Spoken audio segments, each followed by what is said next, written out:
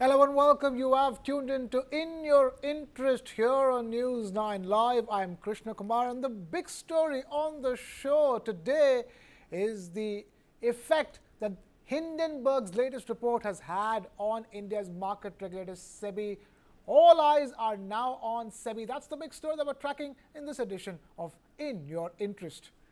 Now, in its latest report, US-based short seller Hindenburg Research made some serious allegations against Madhabi Puri Buch, the chairperson of India's Securities and Exchange Board, or Sebi, the market regulator. The report had alleged that Buch is connected to obscure offshore funds, and those funds are connected to the Adani group.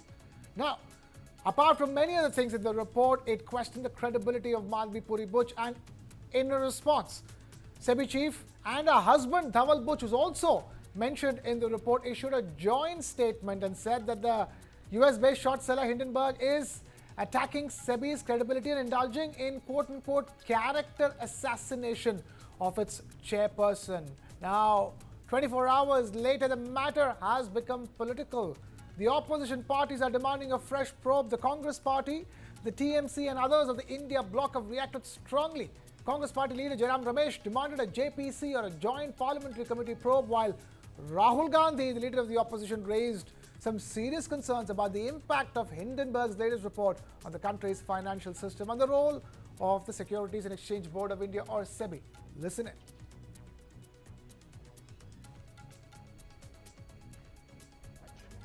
International cricket match between India and Australia, and every single person who's watching the match and those playing the match know that the umpire is compromised. What would happen to the match? What would happen to the fairness of the match? What would happen to the outcomes? How would you feel as somebody who's participating in the match? This is exactly what is happening in the Indian stock market. Over the last few years, larger and larger numbers of people have been investing in India's stock market. They invest their hard-earned, honestly earned savings in the stock market. And it is my duty as leader of the opposition to bring to your notice that there is a significant risk in the Indian stock market because the institution that governs the stock market is compromised. Now I'm going to explain to you exactly how and why it is compromised. A very serious allegation against the Adani group was illegal share ownership and price manipulation using offshore funds. It has now emerged that Sebi chairwoman Madhabi Buch and her husband had an interest in one of those funds. This is an explosive allegation because it alleges that the umpire herself is compromised. The savings of millions of Indians, hard-earned, honestly earned savings, are at risk. It is therefore imperative that this matter is investigated. Retail investors, honest investors, pensioners have three questions. The first, why has Chairperson Madhabi Buch not resigned? Second, God forbid something were to go wrong and investors were to lose their money. Who is responsible? Is the Prime Minister of India responsible? Is Madhabi Buch responsible? Or is Mr. Adani responsible? And finally, the Supreme Court has been looking at this matter. New allegations have emerged. Very serious, explosive allegations have emerged.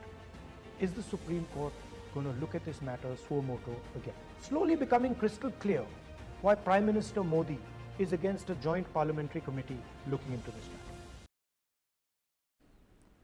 Now, reacting to Congress Party and Rahul Gandhi's allegations, BJP MP Ravi Shankar Prasad said and rebuffed that and said that the Congress Party, after being rebuffed by the people of India, its allies and the toolkit gang have conspired together to usher in economic anarchy and instability in India. He further called these allegations a completely baseless attack. Take a look. कि जब Hindenburg के खिलाफ बाकायदे सेबी ने एक notice किया जुलाई में, अपनी पूरी इंक्वायरी कंप्लीट करने के बाद, जो सुप्रीम कोर्ट के जुरिसडिक्शन में हुई थी, उनके आदेश के कारण हुई थी, तब अपने बचाव के पक्ष में कोई जवाब दिए बिना उन्होंने ये अटैक किया है, बेसलेस अटैक, जिसका जवाब एक ग्रुप ने दिया है, हमें कुछ नहीं कहना है।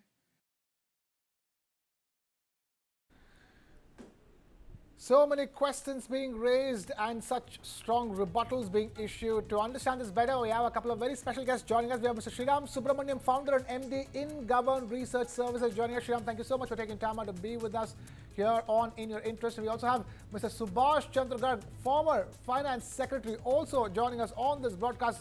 Mr. Garg, thank you so much for taking time out to be with us. I'm going to begin by asking you, so many questions being raised, is it time for a joint parliamentary committee probe? Should the Supreme Court take suo motu cognizance of what is going on? Tell us your view on the matter. See, this time the report from Hindenburg targets Madhabi Buch, the chairperson of Sebi, not Adani directly. And the principal accusations are of two types. Number one, that Madhabi Buch had made some investments in a firm, offshore firm, which was controlled by the brother of Gautam Adani, and the investment were made in one particular outfit, which was controlled by an Adani executive. That is one. The report also says that the investment were liquidated later in 2018 or so. But so that's one type of connection with Adani, which is sort of established. The second type of allegations are basically targets the impartiality and the independence of the chairperson and the propriety of the chairperson herself. She established two companies with her husband, one in Singapore and the other one in India, the consulting kind of firm, and she owned 100% ownership in the Singapore firm and 99% ownership in the Indian firm. Now, these two firms continue to operate after she joined in 2017, and there is an evidence which suggests that at least Indian firm continue to earn a lot until 22 for the time for which the accounts are available. And this kind of continuing a commercial relationship with a firm, there is also an allegation that she might have continued to operate it, that we don't know it as yet. And a related allegation against her independence is that her husband became a senior advisor in Blackstone, which made a lot of investment in the REITs, right. And while she continued to make policy relating to. So the allegations are questioning the impartiality and the independence. These allegations have not been denied by the duo, and that is what makes this case little complicated. I don't think any JPC can investigate these matters, but some independent mechanism need to be found out, because these allegations cannot be allowed to go away just like that. Okay. Some independent mechanism. Sriram Subramaniam, if I were to ask you, what is if the JPC won't be able to solve this complicated matter, then who can? Will it be the Supreme Court, CBI? Talk to us. What are your views? No, firstly, there is no need for a JPC or anything. I mean, at the end of the day, the entire report, especially released by over the weekend, is hogwash. Firstly, let me dismiss the REIT section on REITs. I mean, I am a member of the FICCI Financial Markets Committee, and we have, over the number of years, asked for reforms in REIT. I mean, industry associations, other market participants have sought for reforms in REIT. So, and Sebi has always done things in a consultative manner, floated a consultation paper, market participants have contributed to it, etc., etc. And then the board of Sebi it is not one individual taking the decision.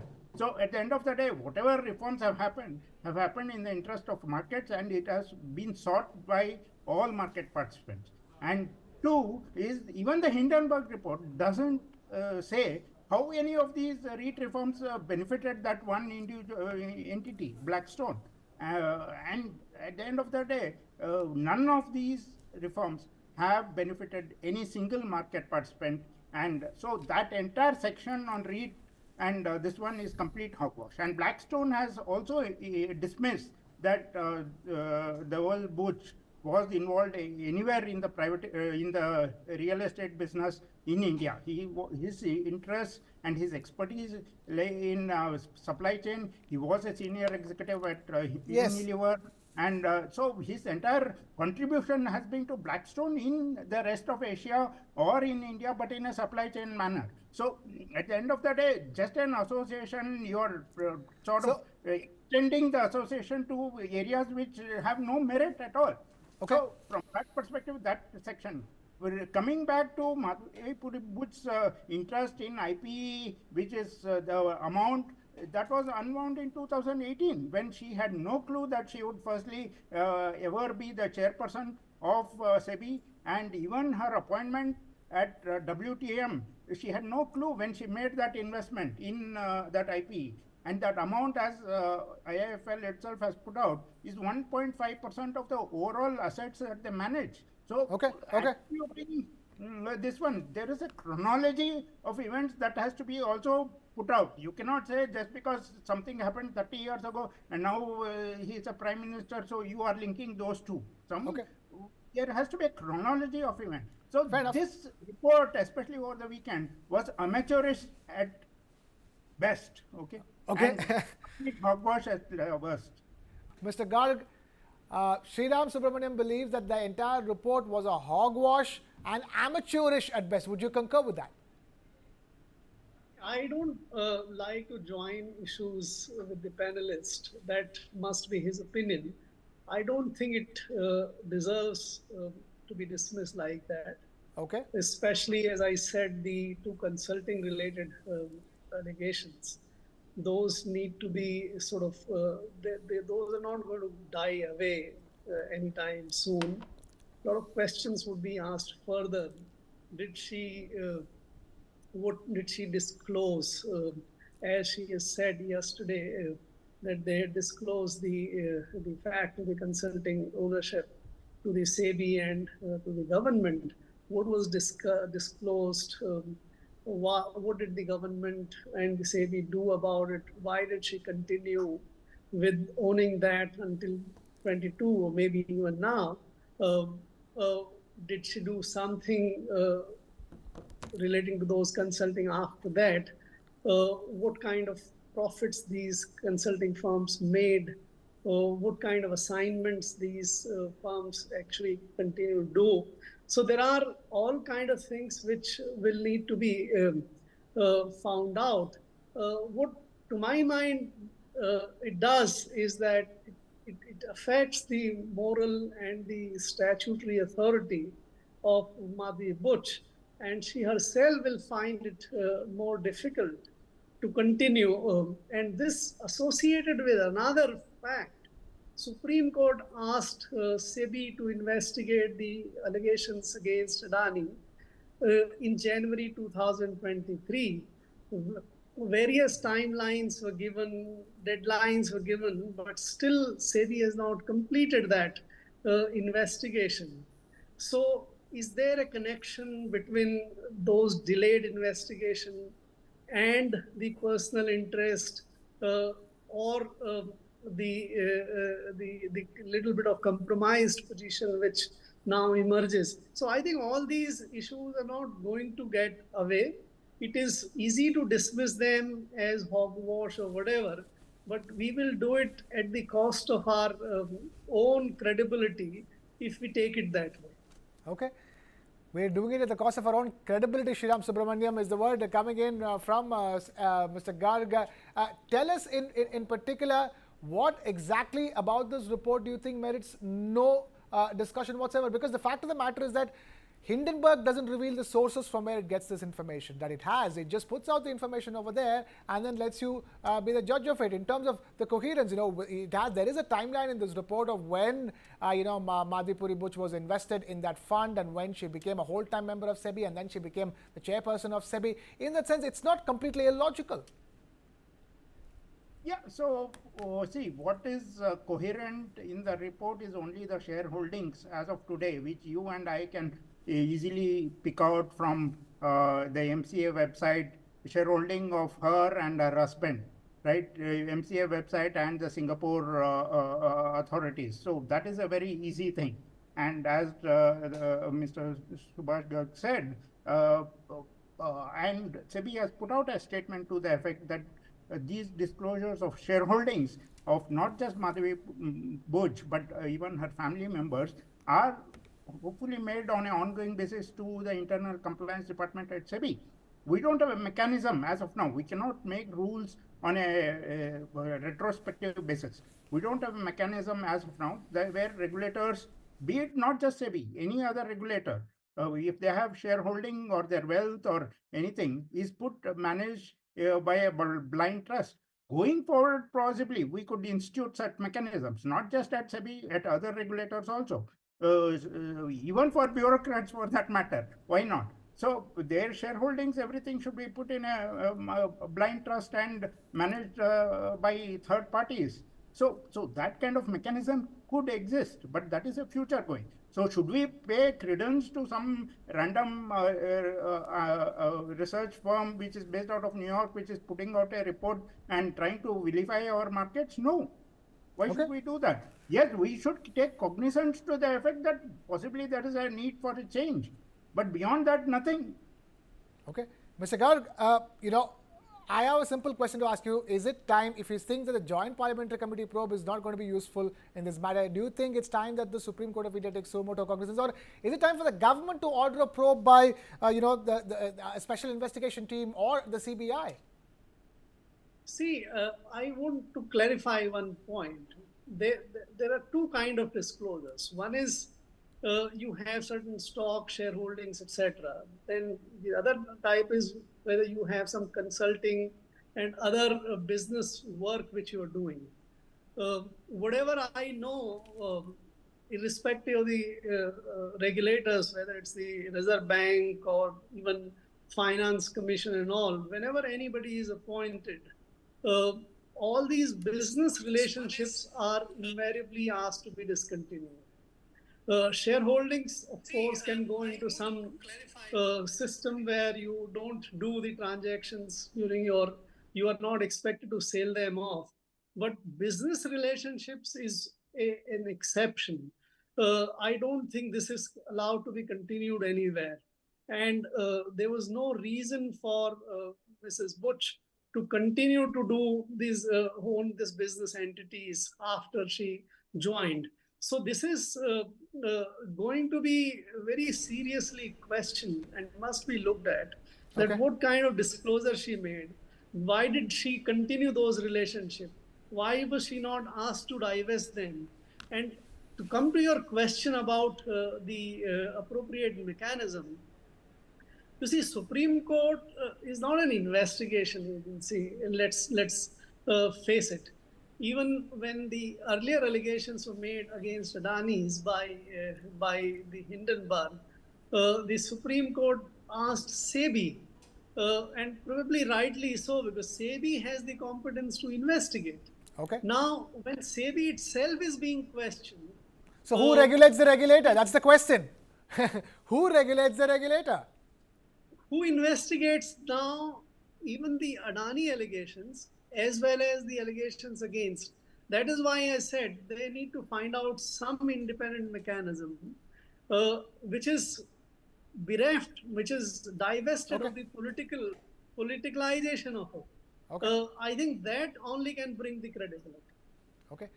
Okay, we will leave it at that. We're completely out of time here on that discussion. Mr. Subhash Chandra Garg, former Finance Secretary, thank you so much for taking time out to be with us. And also Mr. Sriram Subramanian, founder and MD in Hindenburg Research Services. Thank you so much for being with us here on In Your Interest.